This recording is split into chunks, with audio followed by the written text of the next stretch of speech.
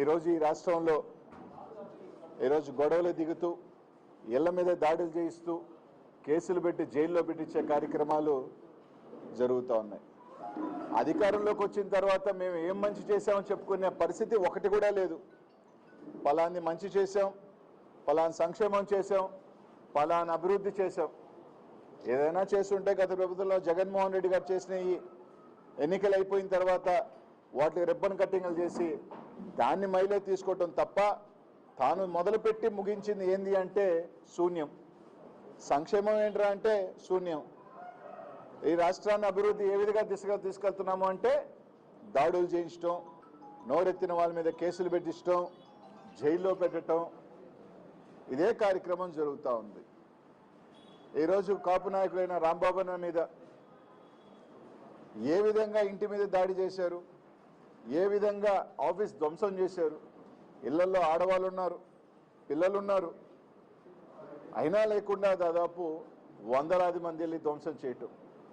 నిన్న ఇక్కడ మైలవరంలో మాజీ మంత్రివర్యులు బీసీ నాయకుడు జోగి రమేష్ అన్న ఇంటి మీద ఆయన ఇంట్లో లేనప్పుడు వీడియోలు చూసాం. పెట్రోల్ బాంబులు ఇంటి మీద వేయటం, అవి మంటలు రేగటం. ఒకవేళ నిజంగా అది దార్బంధరాలు తగిలి ఇబ్బంది అయ్యింది, ఒకవేళ ఇంట్లో కానీ వెళ్ళి ఉంటే, ఇంట్లో ఆడవాళ్ళు ఉన్నారు. ఈరోజు వాళ్ళు తెలుగుదేశం పార్టీలో ఆడవాళ్ళు అంటే వాళ్ళ పార్టీలో మాత్రమే భార్యలు, చెల్లెళ్ళు, కూతుర్లు ఉంటారు, అక్కలు. వేరే పార్టీకి సంబంధించి అయితే మాత్రం దౌర్జన్యాలు చేసినా, ఇళ్ల మీద ధ్వంసాలు చేసినా, ఇళ్ల మీద పగలగొట్టినా ఇబ్బందిలే. ఆయన పార్టీలో బీసీ నాయకులు ఉంటే బీసీ నాయకులు, ఆయన పార్టీలో కాపులు ఉంటే వాళ్ళే కాపు నాయకులు. పక్క జిల్లాలో పక్క పార్టీలో కాపు నాయకులున్నా, బీసీ నాయకులున్నా వాళ్ళు బీసీలు కాదు, వాళ్ళు కాపులు కాదు. ఇక పవన్ కళ్యాణ్ గారు అయితే ఆయన ఎప్పుడు వస్తే మాటకు వస్తాడు, ప్రెస్ మీట్ పెడతాడు, ఎట్టంటే మాట్లాడతాడు. ఈరోజు ఇట్లంతా జరుగుతూ ఉన్నా కనీసం మాట ఎత్తే పరిస్థితి లేదు. ఒక రౌడీ రాజకీయంగా ఈరోజు ఒకటే చెప్తా ఉన్నాం, జగన్మోహన్ రెడ్డి గారు మేము కూడా 5 సంవత్సరాలు పరిపాలన చేసాం. ఇదే రకమైన పరిపాలన మీరు చెప్తున్న రాజారెడ్డి రాజకీయం కానీ, రాయలసీమ ఫ్యాక్షనిజం కానీ జగన్మోహన్ రెడ్డి గారు చూపించుంటే, మీరు చెప్తున్నట్టే జగన్మోహన్ రెడ్డి గారు హింస వ్యక్తి అని కానీ జగన్మోహన్ రెడ్డి గారు అనుంటే నిజంగా మీరు బయట తిరిగే వాళ్ళ, నిజంగా మీరు ధైర్యంగా ఈ రాష్ట్రంలో తిరిగే వాళ్ళని అడుగుతా ఉన్నాం. ఈరోజు అధికారం ఉంది, మీకు అధికారం ఇచ్చింది ప్రజలు, మంచి చేయను సరే, అది ఎట్టా చేసే పరిస్థితి లేదు, సంక్షేమం లేదు, అభివృద్ధి లేదు. సరే ఇంక మేము ఏమైనా చేస్తాం, మేము ఇలాగే మాట్లాడితే కేసులు పెడతామంటే పర్లా, ఇంక 3 సంవత్సరాలు ఉంది, అధికారం ఉంది, రైట్. ఎన్ని కేసులు పెడతారో పెట్టుకోండి, ఎన్ని దాడులు చేస్తారో చేసుకోండి. మీరు ఎంత బంతిని గోడ కేసు కొడితే బలంగా వెనక్కి అలాగే వస్తుంది. 2029లో ఈ రాష్ట్ర ప్రజలు తీర్పిస్తారు. ఇదే విధంగా కానీ మీరు కొనసాగితే తప్పకుండా ఇంతే రెట్టింపుతో మీకు కూడా బలంగా ఇలాంటివే ఇంతకన్నా పెద్ద ఎత్తున జరుగుతాయి. అది చంద్రబాబు నాయుడు గారు వయసు పెరిగిపోతూ ఉంది, ఆయన కొడుకు ఇంక చెప్పనే అక్కర్లే. ఏమన్నా మాట ఎత్తితే పోలీసులను అడ్డు పెట్టుకోవటం, ఏమన్నా అంటే రండి ఏమైనా చేస్తామని మాట్లాడుతున్నారు తెలుగుదేశం నాయకులు. అది మళ్ళీ చెప్తా ఉన్నాం, పోలీసుని పక్కన పెట్టి ఈ కేసులు, అరెస్టులు ఇవన్నీ పక్కన పెట్టి వైఎస్ఆర్ కాంగ్రెస్ పార్టీ, తెలుగుదేశం పార్టీ తేల్చుకుందామా అంటే దానికని సిద్ధం అంటే చెప్పండి, సిద్ధం. మీరు అన్ని పక్కన పెడదాం, అంతేగాని 100 మందిని పోలీసులు తీసుకొచ్చి కేసులు పెట్టి రాత్రి కాదు. పోలీస్ వ్యవస్థను పక్కన పెట్టి రండి, మీరిళ్ళ మీదక, మా ఇళ్ళ మీదక, ఎవరిళ్ళ మీదకైనా సిద్ధమే దేనికైనా. మీరు అనుకుంటున్న ఎవరు ఫ్యాక్షనిస్ట్లా, ఎవరు తెగిస్తే అందరూ ఎవరికి ఎవరేం కాదు, డిసైడ్ అయిన తర్వాత ఎవరైనా కానీ మంచి రాజకీయం కాదు.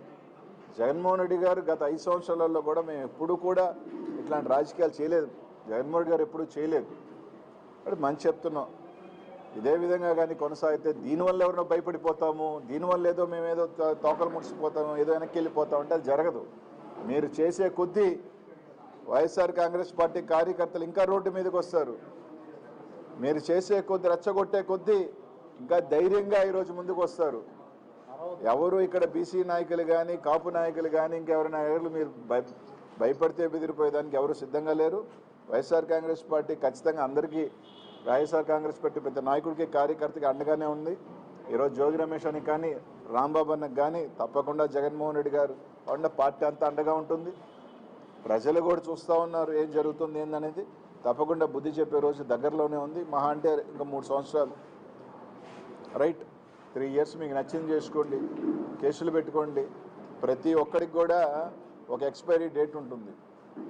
ప్రతి ఒక్కరికి కూడా ఒక ఎక్స్పైరీ డేట్ ఉంటుంది. మీ ఎక్స్పైరీ డేట్ 2029. కాబట్టి అంత లోపల నచ్చింది చేసుకోండి, పెట్టుకోండి. అందరి మీద కేసులు జైళ్ళు ఏం చేసుకోవాలి. కానీ ఇళ్ల మీదకి వచ్చే సంస్కృతి మాత్రం ఖచ్చితంగా ఇది మంచి పద్ధతి కాదు. ఇళ్లలో ఆడవాళ్ళు ఉంటారు, మహిళలు ఉంటారు, వాళ్ళకి రాజకీయాలు అంటే సంబంధం లేని వ్యక్తులు, పసిబిడ్డలు ఉంటారు. జరగరాంది జరిగితే ఎవరు బాధ్యత వహిస్తారు? అన్నారో లేదో తెలియదు కానీ ఒక మాటకి రాష్ట్రం అంతా తిరిగి కన్నీళ్ళు పెట్టి తిరిగారు మీరు. అది అన్నారో లేదో తెలీదు, నిజం అబద్ధం తెలియదు, కానీ ఒక చిన్న మాటకి అది తప్పైనా ఒప్పైనా దానికి మీరు రాష్ట్రం అంతా తిరిగారు కదా. ఈరోజు అదే మహిళలు కదా ఈ పార్టీలో కూడా ఉన్నారు, అదే మహిళలు కదా ఈరోజు ఇళ్లలో ఉన్నారు. మనుషులు లేని టైంలో నేను రమేష్ అన్న ఇంట్లో లేడు, తిరుపతిలో ఉన్నాడు. ఈరోజు ఇంట్లో మీదకి దాదాపు ఒక 100 మంది గుంపు మగోళ్ళు వచ్చి ఆ విధంగా పెట్రోల్ బాంబులు వేసి యాసిడ్లు వేసి మంచి పద్ధతి కాదు. తప్పకుండా అందరూ మూల్యం చెల్లించుకుంటారు. ఎవ్వరూ ఏమీ అతీతులేం కాదు. ప్రతి ఒక్కరూ తప్పకుండా మూల్యం చెల్లించుకోవాల్సిన రోజు దగ్గరలోనే ఉంది. దాడిలో టీడీపీ వాళ్ళు పాల్గొన్నారని చాలా క్లియర్గా కనిపించింది. కానీ టీడీపీ ఎంపీ కేసులని చెప్పింది రాంబాబు కావచ్చు, లేదంటే జోగి రమేష్ వారింటిపై వాళ్ళ కార్యకర్తలతోనే దాడి చేయించుకున్నారు.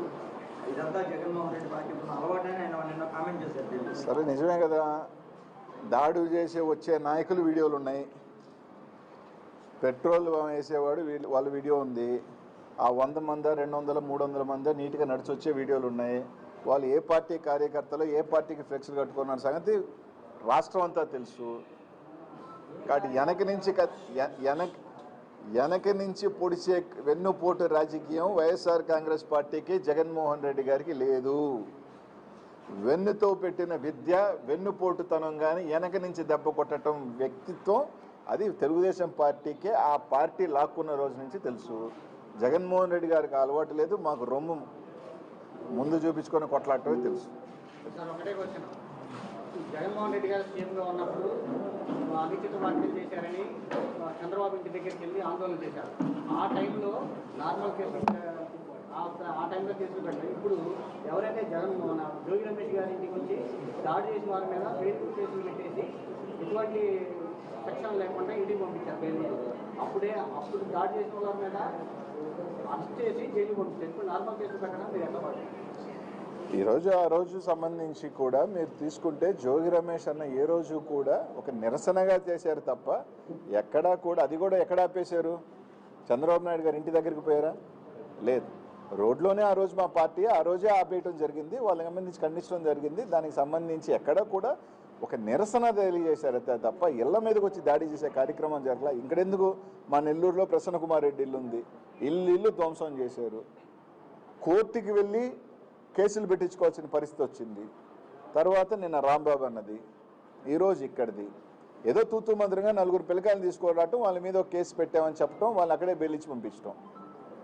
మళ్ళీ ఏదైనా అంటే అసలు గంజాయిని ఈ రాష్ట్రంలో తెలుగుదేశం వచ్చిన తర్వాత విచ్చలవిడిగా ఎందుకు పెరుగుతుంది అంటే ఇట్లాంటి వాళ్ళని గంజాయిని అమ్మించడం, తాగించడం, వాళ్ళని మోకు చేయటం. ఈరోజు మీరు తీసుకుంటే ఇప్పుడు జిల్లాల్లో గంజాయి మర్డర్లు కానీ గంజాయి దొంగతనాలు కానీ గంజాయి ఈ రాష్ట్రంలో ఎక్కడ ఎక్కువ ఎందుకు జరుగుతుంది? వీటిలన్నిటికీ కారణాలు ఏంటి? వీళ్ళందరినీ గంజాయి అమ్మేయటం, దానికి బానిసలు చేయటం, ఒక పోగేయటం, ఒక బ్యాచ్ని జరిగినప్పుడల్లా వాళ్ళని మీద ఇళ్ళక మీద పంపేయటం, దానికి 4 నాయకత్వం వహించటం, ఇదే జరుగుతూ ఉంది రాష్ట్రంలో. వాళ్ళకి తూతూ మంత్రంగా బెయిల్ ఇచ్చి పంపించడం.